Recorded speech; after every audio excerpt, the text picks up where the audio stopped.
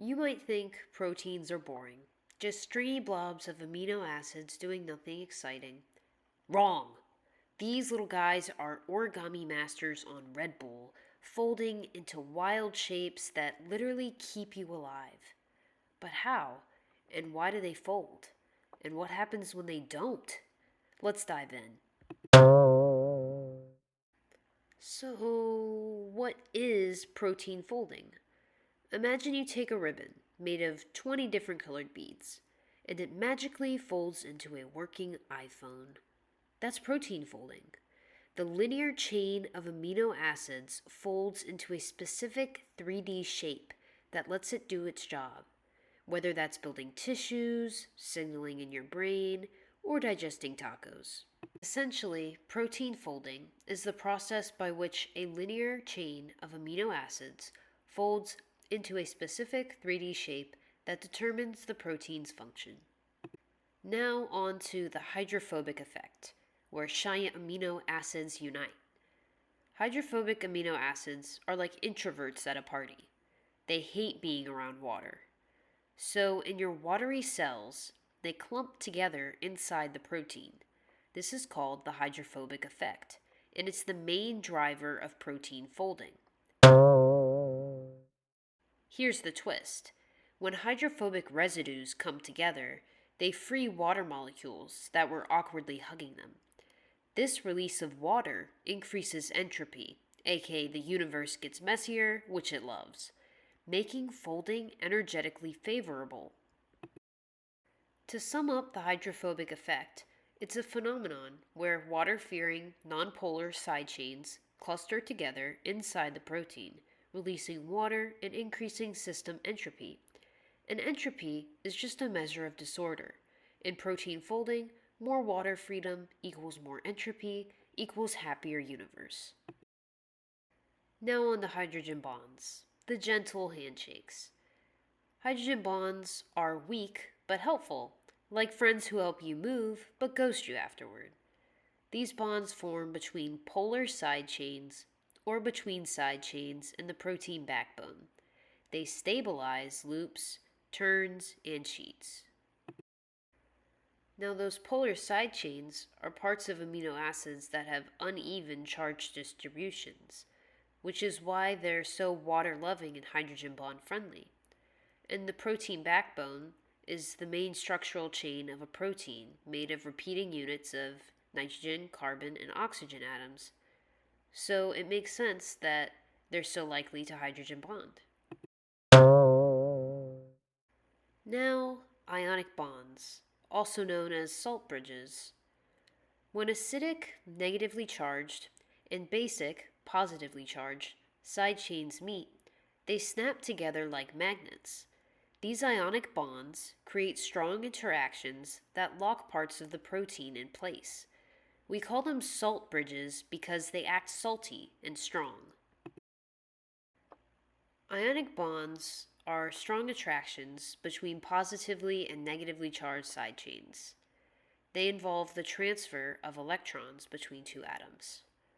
Acidic side chains are negatively charged at physiological pH, and basic side chains are just positively charged at physiological pH. Next, we're on to disulfide bonds, the reinforced locks. Cysteines are the only amino acids that bring soldering equipment. They form disulfide bonds, covalent links that literally glue parts of the protein together. These are especially important in proteins that work outside your cells, where conditions are rougher. And now, van der Waals forces. Subtle but mighty. Van der Waals forces are weak interactions between atoms that are super close. They're like background actors in a movie. You barely notice them, but they bring everything together. Tertiary versus quaternary structures. Folded solo versus folded squad. Tertiary structure is the final 3D shape of a single protein chain. It includes all the bonding stuff we just covered. Quaternary structure is when multiple chains, called subunits, assemble into a single functional unit. Think of hemoglobin, made of 4 protein subunits working together to carry oxygen.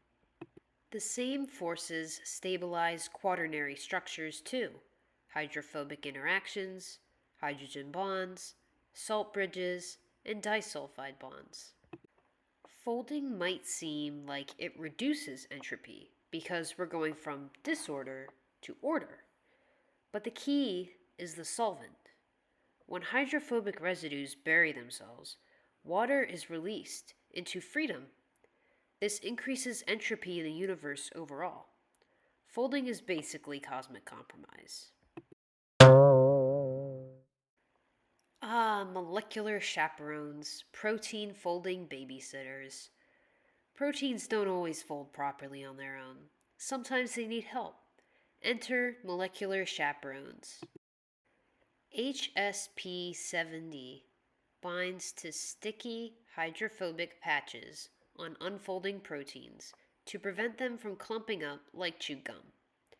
Chaperonins are massive barrel-shaped complexes, and they isolate proteins while they fold properly. These are essential in crowded, stressful environments. Denaturation, when folding fails. When things go wrong, proteins denature. Heat adds energy, breaks weak bonds, leads to messy blobs. Think cooked egg whites. pH alters charges on amino acids, ruins salt bridges. Chemicals, like urea, disrupt hydrogen bonding and hydrophobic interactions. Denaturation can be reversible if lucky, or irreversible if scrambled. So, next time you eat an egg or feel your muscles contract or think a thought, think protein folding. It's one of the most elegant, chaotic, life-saving messes biology has ever pulled off. Thanks for watching.